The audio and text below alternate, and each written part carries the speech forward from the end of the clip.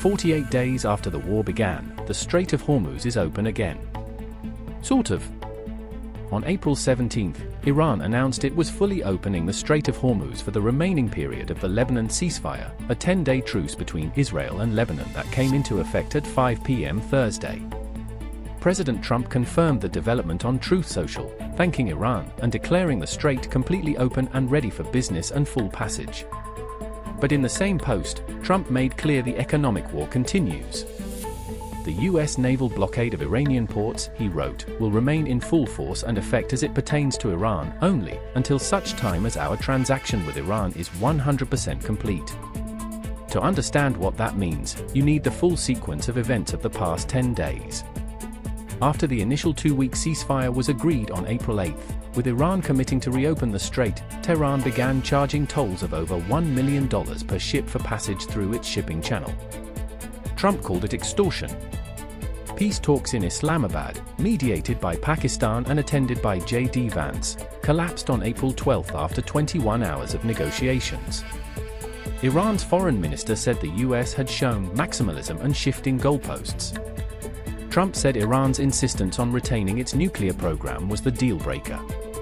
The day after talks failed, Trump announced a U.S. naval blockade, not of the Strait of Hormuz itself, but of all Iranian ports and coastal areas.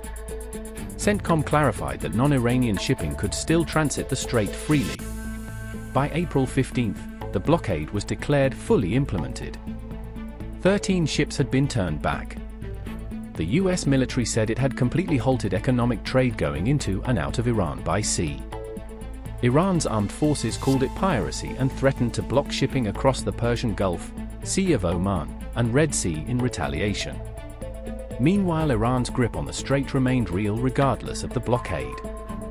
Mines laid by the IRGC, combined with Iran's geographic control of the northern shipping lane, kept commercial traffic at a fraction of pre-war levels. According to shipping data firm Blur, only 9 vessels crossed the strait daily during the ceasefire period, compared with more than 130 before the war. As of Tuesday, over 800 vessels were still trapped in the Gulf. Shipping giant Hapag-Lloyd said its vessels would continue avoiding the strait until there were security guarantees and clarity on fees. Iran's decision to open the strait Thursday is tied directly to the Lebanon ceasefire, which itself is one of the most significant diplomatic developments of the conflict. Israel and Lebanon agreed to a 10-day truce, the first since fighting escalated following the outbreak of the Iran war. Trump said Israeli and Lebanese leaders would speak for the first time in 34 years. The ceasefire began at 5 p.m. Thursday, with Lebanese residents returning to southern towns for the first time in weeks. But the critical question remains unanswered, whether Iran and the U.S. can reach a comprehensive deal before the ceasefire expires and the blockade either escalates or collapses. Trump said Thursday the U.S. is very close to a deal. Iran has not publicly confirmed resumed negotiations. China's President Xi, according to Trump, agreed not to send weapons to Iran and told Trump he was very happy the strait was reopening. China has strong incentive, nearly 20% of its oil comes from Iran, and more than half its total energy flows through Hormuz. Today in Paris, French President Macron and UK Prime Minister Starmer are chairing a conference of over 40 nations to discuss a coordinated strategy for keeping the strait open once the war ends, including the possibility of a strictly defensive multinational mission.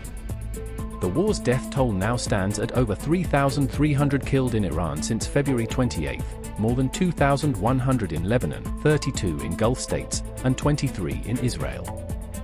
13 U.S. service members have been killed in action. The strait is open. The blockade is in force. The ceasefire has 10 days.